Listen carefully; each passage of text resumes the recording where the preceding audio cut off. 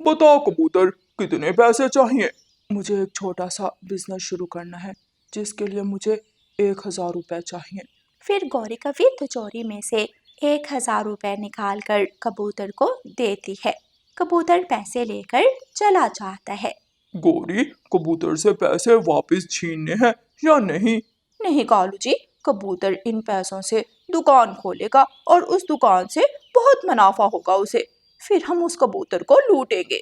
दोनों कौवे हंसने लग जाते हैं। गुड़िया क्लासरूम में बैठी पढ़ रही थी। तोता टीचर क्लास में आता है। सब बच्चों ने फीस जमा करवा दी है, लेकिन गुड़िया और कुकू बेटा, आप दोनों की फीस अभी तक नहीं आई। जग्गू हंसने लग जाता है। मैंने तो महीने के शुरू में ही फीस जमा करवा दी थी। बहुत अमीर हैं मेरे मम्मा पापा। चुप कर जाओ जग्गू। और गुड़िया बेटी, कल आखिरी दिन है, फीस ले आना। घर जाकर गुड़िया और कुकू रोने लग जाते हैं। मम्मा, जग्गू हम पर हंस रहा था। सुबह फीस जमा करवाने का आखिरी दिन है, वरना टीचर हमें क्लास में फिर से खड़ा करेंगे। अच्छा, आप दोनों रोना बंद करो, मैं कुछ बंदोबस्त करती हूँ। कुछ सोचकर रानो चिड़िया कौवों के घर की तरफ उड़ती है, क्योंकि कौवे जंगल के पक्षियों को उधार पर पैसे देते थे। मैंने अपने बच्चों की फीस जमा करवानी है, प्लीज मुझे 100 रुपए दे दें। वापसी का असूल तो पता है ना कि 1 हफ्ते बाद पैसे वापस करने हैं। अगर ना किए तो डबल हो जाएंगे पैसे। जी जी गौरी बहन, मुझे मालूम है। रानो चिड़िया कौवों से 100 रुपए लेती है और घर की तरफ वापस उड़ती है।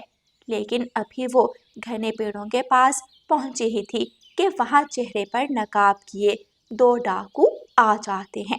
निकाल, जल्दी निकाल पैसे, जो कुछ है दे दे, वरना यही मार देंगे तुझे। रानो चिड़िया को एक पल के लिए तो कुछ समझ में नहीं आता और रानो चिड़िया वो 100 रुपए उन डाकुओं को देकर भाग जाती है। मेरे पैसे लेके चोर डाकू, सत्यानाश हो, मैंने अपने बच्चों की फीस जमा करवानी थी।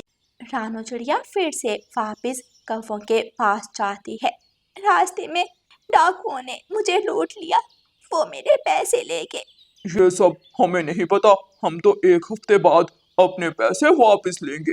लेकिन मुझे तो अपने बच्चों की फीस जमा करवानी थी, प्लीज मुझे 100 रुपए और दे दे। मैं बहुत मेहनत करूंगी और आपको आपके पैसे वापस कर दूंगी। अच्छा, गोरी पत्नी जी, चिड़िया की हालत देखकर बहुत तरस आ रहा है मुझे। आप दे दो इसे 100 रुपए और। फिर रानो चिड़िया 100 रुपए और लेकर अपने घर चली जाती है। रानो चिड़िया अपने बच्चों की स्कूल की फीस तो दे देती है, लेकिन अब वो बहुत परेशान थी। ये लो बहन, 100 रुपए उस चिड़िया से छीन लिए थे हमने। गौरी और कालू उधार पर पक्षियों को पैसे देते थे और फिर रास्ते में गौरी का भाई भूरा कौवा और कालू का मामा जी पक्षियों को लूट लेते थे। ऐसे पक्षी हमेशा के लिए कौवों के कर्जदार बनकर रह जाते थे। उस छोटी चिड़िया ने अब हमारे 200 रुपए देने हैं, मैं देखती हूँ कि कैसे देती है। अब तो अगर सारी जिंदगी भी पक्षियों के घर काम करती रहेगी, हमारा कर्ज चुका नहीं पाएगी। यार कबूतर, एक 20 वाला चिप्स देना। ये ले बुरे भाई, कैसे जा रही है दुकान आजकल? बहुत अच्छी जा रही है और आज तो अच्छी कमाई हुई है। मैंने गोरी और कालू के पैसे देने हैं, सोच रहा हूँ आज वापस कर आऊं। अच्छा, तो पैसे जमा हो गए हैं इस कबूतर के पास। भूरा कौवा जल्दी से कबूतर की दुकान से थोड़ी दूर एक पेड़ के पास जाता है और अपनी बहन को कॉल करता है। मामा जी को बोलो तैयार है, आज हमने कबूतर की दुकान पर डाका डालना है। बहुत अच्छी कमाई हुई है आज उसकी। फिर रात को कबूतर पूरे दिन का हिसाब किताब कर रहा था। ये 500 रुपए कौवों को देने हैं और ये आज की बचत। अभी कबूतर यही हिसाब किताब कर रहा था कि दोनों कौवे चेहरे पर काला मास्क चढ़ाए दुकान में घुस आते हैं। दोनों कौवों ने पंखों में चाकू पकड़ रखे थे। ले जाओ, जो लेना है ले जाओ, बस मुझे छोड़ दो। दोनों कौवे कबूतर के सारे पैसे चुरा कर भाग जाते हैं। मैं लुट गया, मेरी आज की कमाई अब मैं कैसे चुका पाऊंगा कर्ज? इतने दिनों से पैसे जोड़ रहा था। ऐ ऊपर वाले, ये क्या हो गया मेरे साथ?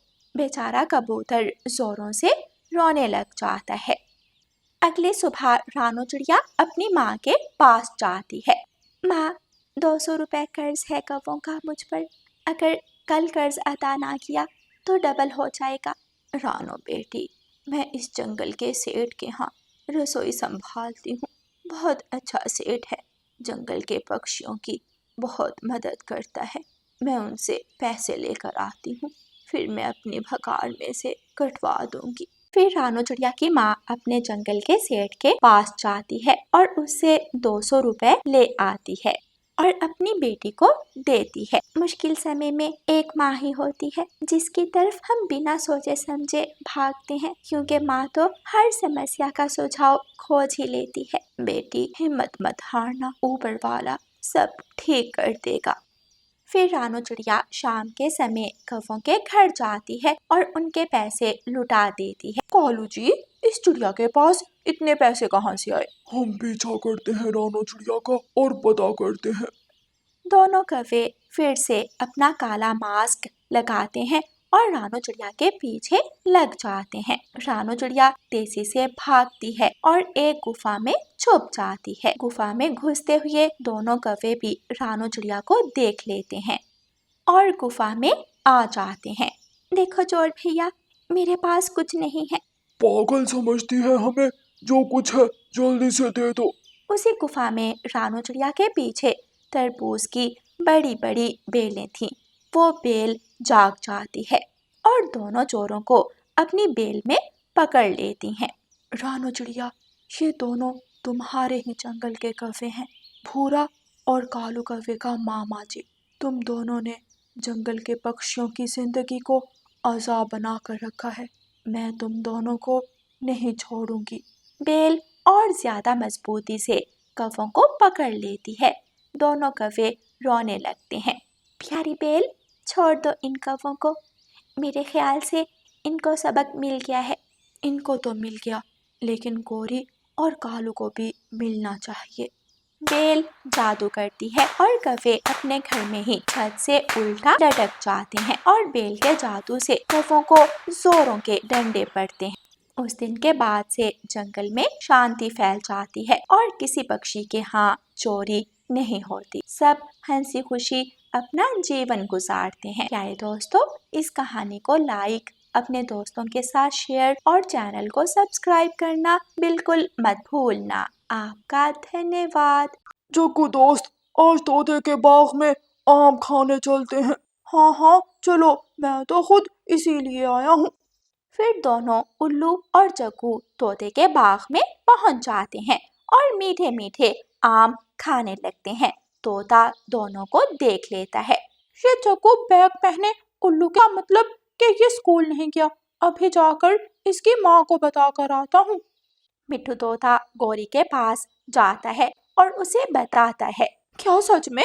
आज आ लेने दो इस जग्गू को, मैं खबर लेती हूँ इसकी। हर रोज मुझसे झूठ बोल कर जाता है। शाम हो जाती है। जग्गू घर आ जाता है। इतनी शाम के कहाँ से आ रहे हो? स्कूल से तो सब छोटे पक्षी दोपहर के समय ही आ गए थे। वो मम्मा, बहुत गर्मी लग रही थी ना, इसलिए मैं नदी पर चला गया था और पेड़ के नीचे बैठे बैठे नींद आ गई थी मुझे। जग्गू, और कितना झूठ बोलोगे?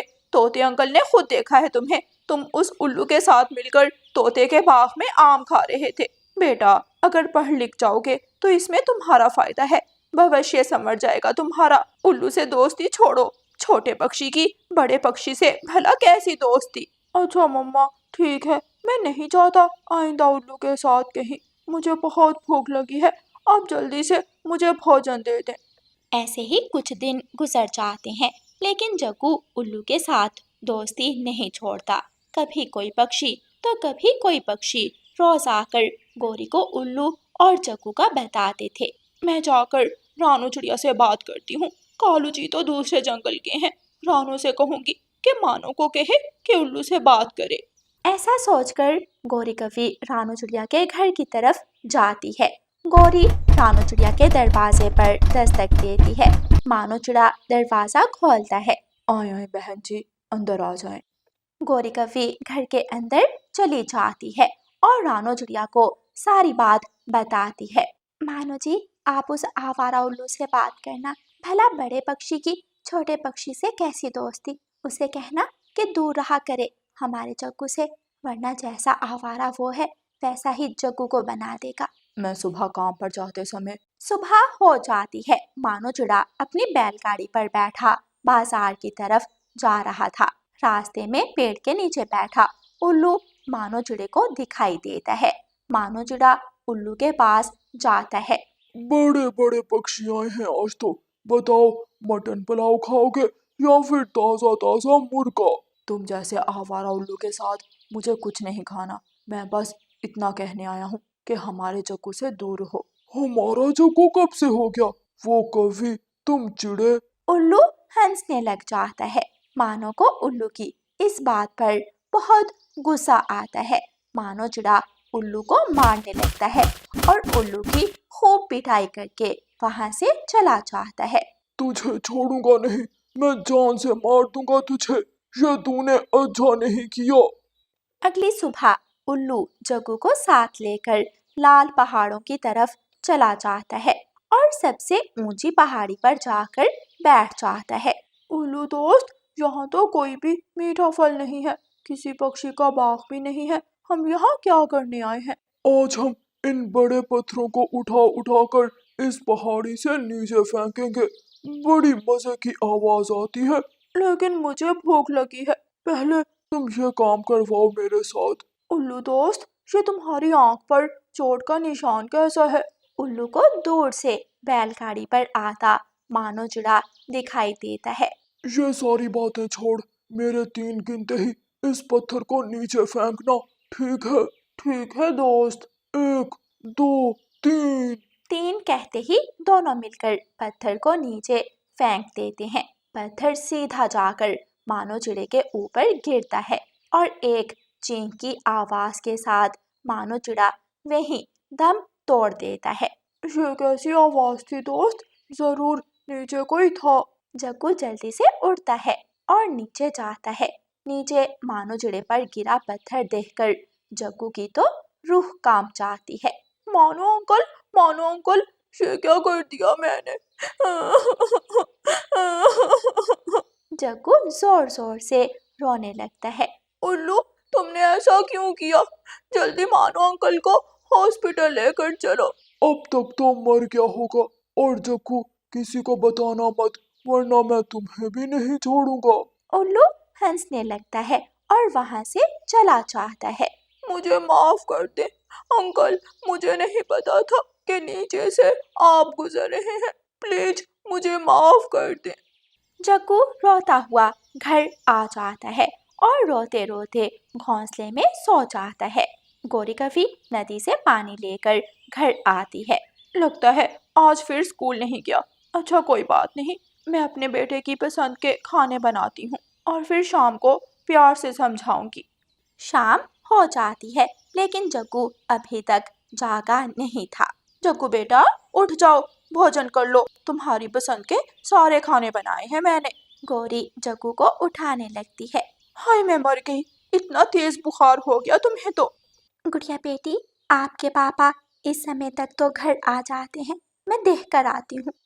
रानू चिड़िया घर से निकलती है तो सामने से बैलगाड़ी आ रही थी। मेरे प्यारे बैलों, मानो जी कहाँ हैं? बैल रो रहे थे।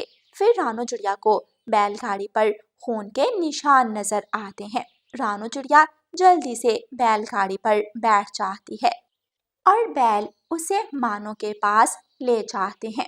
मानो जी उठे, उठे मानो जी, उठे। फिर जल्दी से रानू चिड़िया मानो को बैलगाड़ियों पर रखती है और बुलबुल डॉक्टर के पास ले जाती है।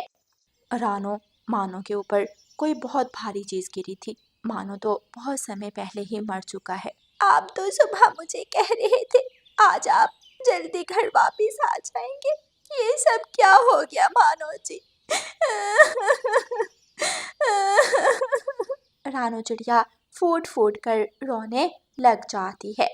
वक्त गुजरता रहा। जग्गू कौवा पढ़ लिख कर एक अच्छी जॉब करने लगता है।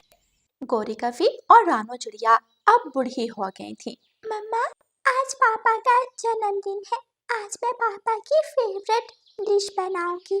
हाँ गुड़िया बेटी, आपके पापा को छोले भटूरे बहुत पसंद है।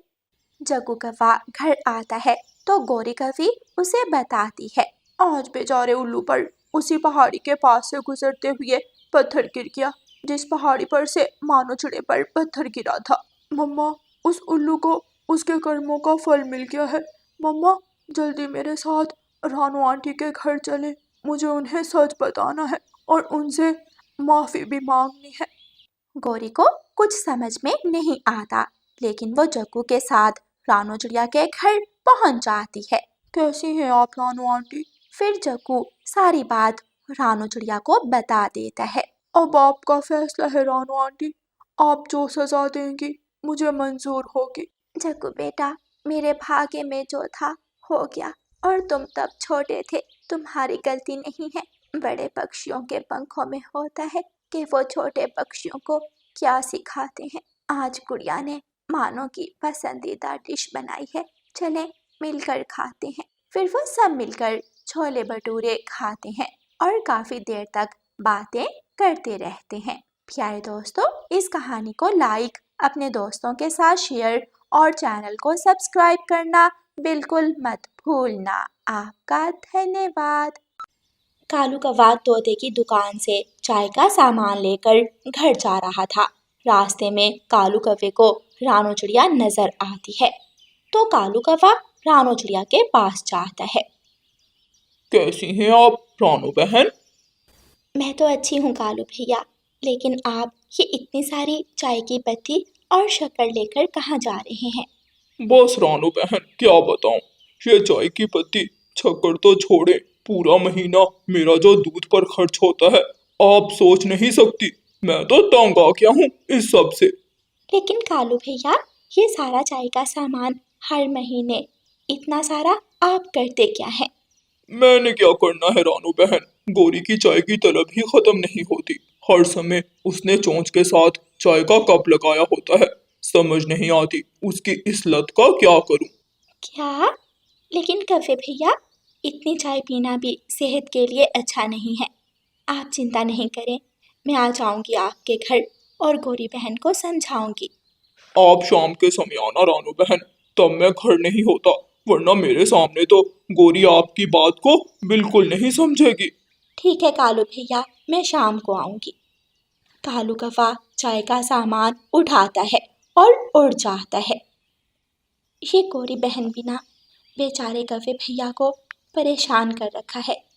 भला इतनी चाय कौन पीता है?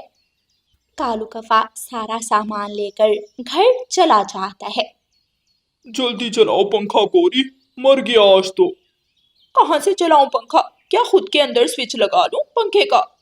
गोरी, एक तो मैं बाहर से थका हारा आया हूँ, ऊपर से अब तुम मेरा दिमाग खराब कर रही हो। स्विच ऑन कर पंखे का, और कहाँ से चलता है भला पंखा? कालू, बिजली होगी तो पंखा चलेगा। आज वो बिजली की तार काट गया है विदेशी पक्षी। क्या मतलब, क्यों काट गया तार? कालू, तुमने इस बार बिल जमा नहीं करवाया क्या? ए ऊपर वाले, तुम्हारे इस चाय के सामान के चक्कर में पैसे तो खत्म हो गए, अब बिल कहाँ से जमा करवाऊं? लगता है किसी पक्षी से उधार मांगना पड़ेगा। जो मर्जी करो, लेकिन कालू जल्दी से बिल जमा करवाओ, मुझे तो बहुत घुटन महसूस हो रही है। गोरी, जब सारा सारा दिन चाय पीती रहती हो तब घुटन महसूस नहीं होती क्या? खबरदार कालू, जो मेरी चाय के बारे में कुछ बोला तुमने, तुम्हारे लिए अच्छा नहीं होगा।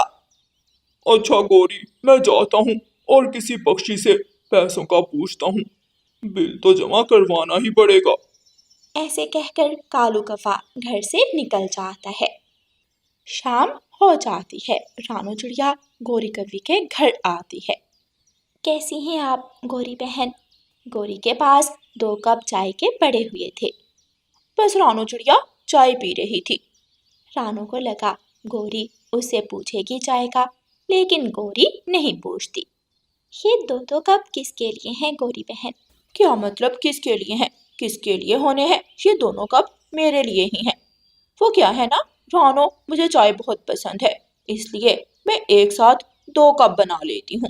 गौरी बहन, चाय भी एक हद तक ही पीनी चाहिए। अगर आपको इतनी ही चाय पसंद है तो दिन में 3 बार चाय पीना भी काफ़ी है, लेकिन ऐसे सारा सारा दिन चाय पीते रहना ठीक नहीं है। यहीं पर अपनी चोंच बंद कर ले चिड़िया, मेरी चाय के बारे में कुछ मत कहना, वरना तेरे लिए अच्छा नहीं होगा।